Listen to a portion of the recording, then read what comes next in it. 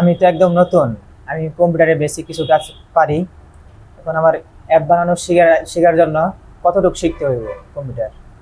আচ্ছা, আপনি কম্পিউটারে কি কি বিষয় পারেন?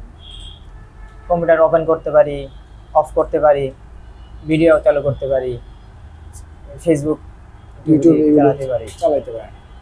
আচ্ছা, মোটামুটি ঠিক আছে যতটুকু পারেন। টাইপ করতে পারেন? কম্পিউটারে টাইপ করতে পারেন? হালকা কিছু। কিছু কিছু পারেন। তো মোবাইল অ্যাপ ডেভেলপমেন্ট শেখার জন্য টাইপিংটা গুরুত্বপূর্ণ, এবং সফটওয়্যার ইনস্টল করতে পারা, আনইনস্টল করতে পারা এটাও গুরুত্বপূর্ণ। তো এই দুইটা জিনিস লাগবে। সাথে আপনি কি জানেন আপনার টাইপিং স্পিডটা কত?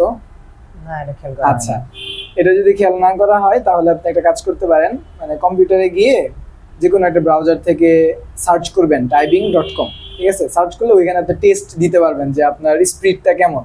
ঠিক আছে, তো এখানে দেখবেন যে আপনার স্পিড 20-এর কম কিনা। যদি স্পিড 20-এর কম থাকে তাহলে আপনাকে আরেকটু স্পিড বাড়াইতে হবে। ঠিক আছে, আরো বেশি বেশি টাইমিং করতে হবে। কারণ হচ্ছে আপনি যখন অ্যাপ ডেভেলপমেন্ট শিখতে যাবেন তখন কিন্তু টাইপিংটা অনেক বেশি গুরুত্বপূর্ণ, এবং এইটাই সবচেয়ে বেশি প্রয়োজন পড়বে।